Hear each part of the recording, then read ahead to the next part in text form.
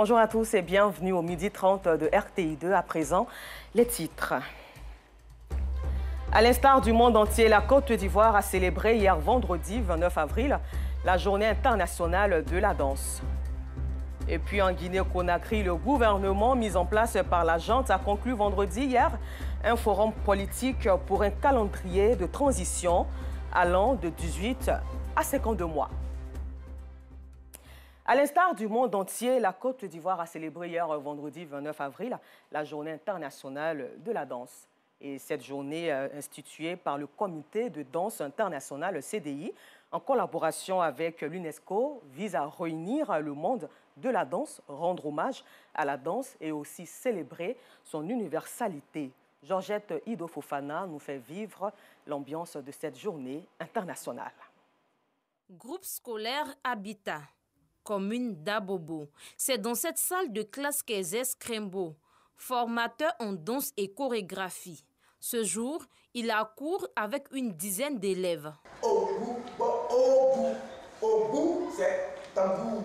Au bout, ça c'est très. Au bout, le grand tambour. Diplômé de l'école des beaux-arts, il crée en 2000 sa compagnie de danse dénommée Krembo de la Grange. Cette compagnie forme gratuitement les personnes déscolarisées, les élèves et étudiants désireux d'apprendre la danse, et ce, pendant les week-ends et jours fériés. Quand tu apprends quelque chose à un enfant, il faut d'abord lui montrer où ça vient, qui danse et pourquoi qui danse et à quel moment on danse. On ne peut pas danser sans connaître la danse. Voilà. On ne peut pas danser sans connaître le nom, sans connaître qui danse. Or, le Gougbo est dansé dans le pays d'Anibi Tchassa, précisément à Beauville. La particularité de Krembo reste ses instruments. Il met l'accent sur la tradition. Nous faisons toutes les danses, surtout les danses qui sont en train de se perdre. Qu'aujourd'hui, on ne parle pas de ça. Exemple, Kouroubi. Kouroubi comme ça, on ne danse pas. Pas la compagnie ils dansent, mais ce n'est pas comme ça. Or, Kouroubi, c'est une danse qui est très, très intéressante. C'est une danse qui est comme pratiquement des Aouli, en pays du nord, chez les Koulango.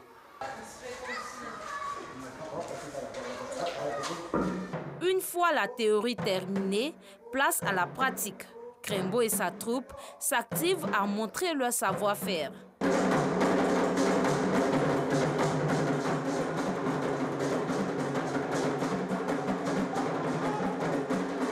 La danse, mouvement du corps exécuté en cadence à pas mesurés et au son d'instruments ou de la voix, est une manière pour les danseurs de se distraire, mais également de valoriser la culture. La danse nous permet de s'instruire, de valoriser notre culture. Et puis, en plus de ça, c'est une source de distraction pour nous qui était quelqu'un de très nerveux. Ça m'a appris à contrôler ma colère. J'apprends la danse d'abord parce que nous-mêmes, ça nous permet de valoriser notre culture et aussi quand je danse, voilà, on a le plaisir et puis on a l'amour de la chose. Célébrer tous les 29 avril la journée internationale de la danse est une occasion pour Krembo de valoriser son art. Chaque année, on fête la journée de la danse. Pendant la journée de la danse, il doit y avoir des festivals ou organiser un festival pour valoriser la culture africaine, valoriser toute la danse traditionnelle, valoriser les danseurs. Cette journée est pour la Fédération ivoirienne de danse Acodance un moyen de communication. En campagne au marché de Coco Vico d'Angré dans la commune de Cocodile, dans un style peu ordinaire, ces trois jeunes dames sensibilisent les commerçants et commerçantes contre le viol à travers la danse.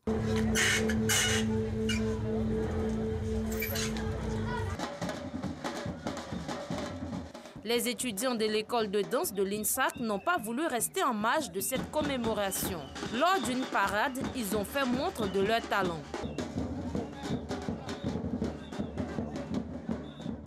C'est notre moment à nous, notre moment de joie, c'est notre anniversaire, c'est l'occasion pour nous de démontrer notre savoir-faire, notre métier, notre talent, tout ce qu'on a de plus beau, tout ce qu'on a de plus meilleur. Nous utilisons cette journée aussi pour parler de danse, pour sensibiliser tous ceux qui ne connaissent pas encore la danse. Parce que c'est vrai, on voit les gens danser, mais on ne sait pas ce que c'est que la danse réellement. La danse renferme beaucoup de vertus. Dansons nos limites, thème retenu pour la 40e édition. Instauré en 1982 par le Comité de danse internationale en relation avec l'UNESCO, la date du 29 avril a été choisie pour commémorer l'anniversaire de Jean-Georges Noverre, créateur du ballet moderne, et célébrer l'universalité de la danse.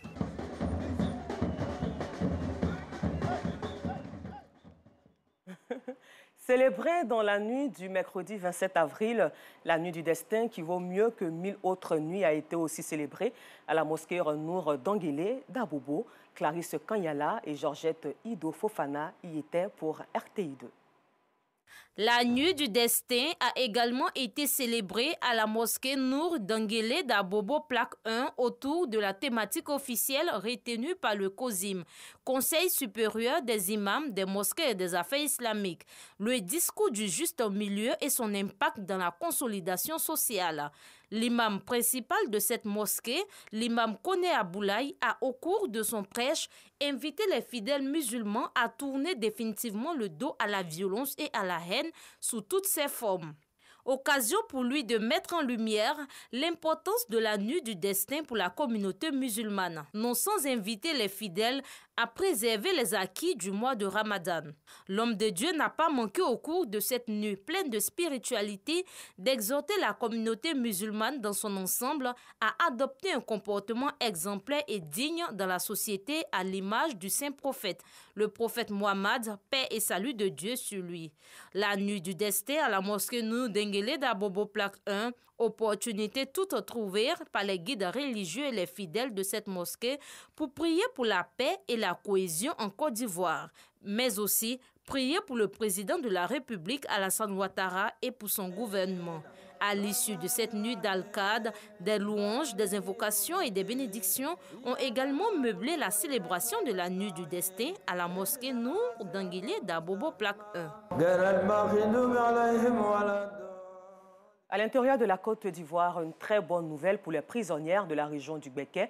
Un important lot de matériel didactique leur a été remis le vendredi 22 avril à la prison civile de Bouaké. Il faut souligner que c'est un don de l'association Cœur de Nation, une ONG française de resocialisation des marginaux et autres personnes défavorisées. Léon Brou de RTI Bouaké. Prison civile de Bouaké, une population de 885 détenus, dont 28 femmes au quotidien face à cette interrogation. Comment subvenir à soi-même à ses besoins une fois sorti de prison? Pour l'association Cœur des Nations, la réponse passe d'abord par le savoir lire et écrire, d'où ce don au personnel pénitentiaire de matériel didactique, support pédagogique, kit pour instructeurs et apprenants, composé notamment d'ardoises, de cahiers, de stylos, tout pour l'alphabétisation. Quelqu'un qui ne sait pas lire et écrire, c'est d'abord un danger pour nous. Parce qu'au niveau de la prison, il y a le volet réinsertion. On ne peut pas réinsérer quelqu'un sans qu'il y ait au minimum de connaissances en matière de savoir lire et écrire. Et Dieu merci que cette ONG frappe à la porte de la prison. Comme on le dit, la maison d'arrêt et de correction. Nous profitons de leur séjour ici pour leur apprendre à lire et à écrire, afin qu'après leur séjour ici, elles puissent se réinsérer dans la société, pour ne plus qu'elles puissent revenir encore. Priorité de cette alphabétisation assurée par les travailleurs du milieu carcéral, les prisonnières. Il s'agit de préparer ces femmes à l'apprentissage de métiers dont la couture, la pâtisserie, le commerce, de quoi disposer ses bénéficiaires à la création d'activités génératrices de revenus à leur sortie de prison. Le programme est financé par l'association Cœur des Nations, une ONG française installée en Côte d'Ivoire seulement en 2021. À quelques jours de la COP 2022 qui aura lieu en Côte d'Ivoire, ils ont décidé de protéger l'environnement du village de Kouafo Akidom à Sorobango, dans la ville de Bondoukou. Du teck sera planté sur un terrain de 2 hectares par l'ONG Génération Consciente de Côte d'Ivoire en collaboration avec Sékré Kwasi Amara, fils et cadre de la région du Gontougo, pour démontrer le bien fondé de la protection de l'environnement. Nous Sangaré. Lutter contre la déforestation et les feux de brousse dans la région du Gontougo. C'est la mission que s'est assignée Sékré Kwasi Amara, fils cadre de la région.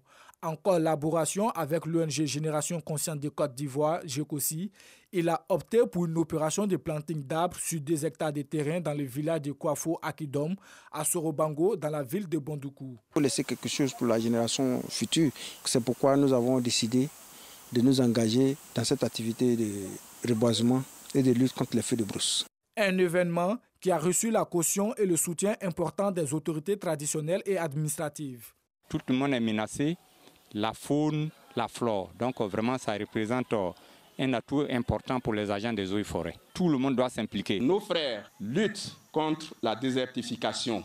Tout ce qu'ils font, ils le font pour aider non seulement nos parents, mais pour aider la Côte d'Ivoire à aller de l'avant. Le Conseil régional du Gontougo est à leur disposition. Le monde entier est face à une situation critique. Nous, les Africains, nous vivons essentiellement de l'agriculture.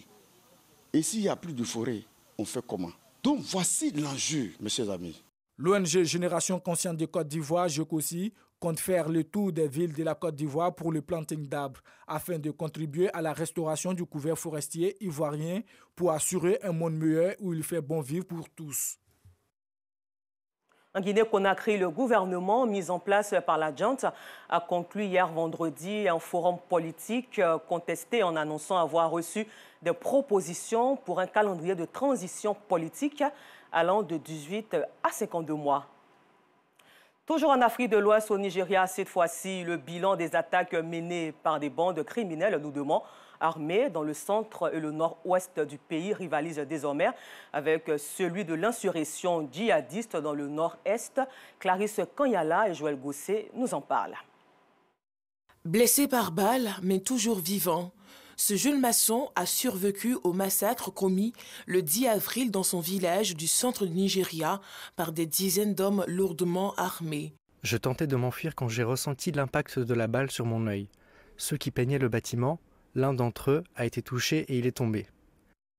Un autre a été touché aussi, mais il n'est pas mort. 3 d'entre nous sont vivants, un seul est mort parmi nous, puis ils ont tué d'autres personnes dans le village. Ils ont tué aussi dans 3 autres villages dans l'état du Plateau. Avec plus d'une centaine de morts, ces attaques sont les plus meurtrières depuis le début de l'année. À l'hôpital de Jos, les rescapés racontent comment la mort est rentrée dans leur village à moto. Chaque moto transportait au moins 2 hommes lourdement armés. Ils tiraient sur les gens au hasard. J'ai couru un peu, mais j'ai dû m'arrêter et j'ai mis les mains en l'air. Ils m'ont tiré dessus, je suis tombé. Ils ont cru que j'étais mort. J'étais à bout de souffle. Je les ai vus tuer 3 autres personnes, puis ils sont repartis en moto. L'attaque était complètement inattendue, car nous n'avons aucun problème. Le seul problème qui persiste, c'est le conflit entre éleveurs et agriculteurs, lorsqu'ils prennent le bétail, détruisent les terres agricoles et viennent s'y installer sous les yeux des villageois. À l'origine, tout est parti en effet d'affrontements entre nomades majoritairement musulmans et cultivateurs chrétiens se disputant les ressources naturelles dans le nord du Nigeria.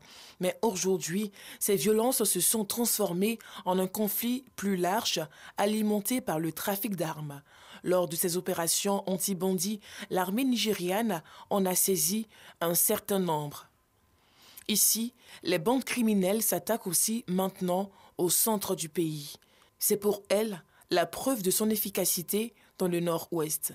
Vous savez tous que nous avons mené une série d'opérations à grande échelle dans le nord-ouest, en particulier dans l'état de Zamfara et dans l'état de Katsina, avec la 8e division de l'armée nigériane. Et beaucoup de ces bandits et criminels sont venus de là. Ils sont à la recherche d'un endroit sûr pour s'y réfugier et fuir nos offensives. Mais le défi est immense pour une armée sous-financée et sous-équipée, et les autorités sont critiquées pour leur incapacité à enrayer les violences. Les dernières attaques dans le centre du Nigeria ont déjà forcé des milliers de personnes à fuir, dont une majorité de femmes et d'enfants. Les bandes criminelles sont désormais plus meurtrières que les djihadistes du nord-est du pays. Selon une ONG, elles ont tué plus de 2600 civils en 2021, soit une hausse de 250% en un an. Le pire scénario pour le Nigeria serait une alliance entre ces bandits et les djihadistes.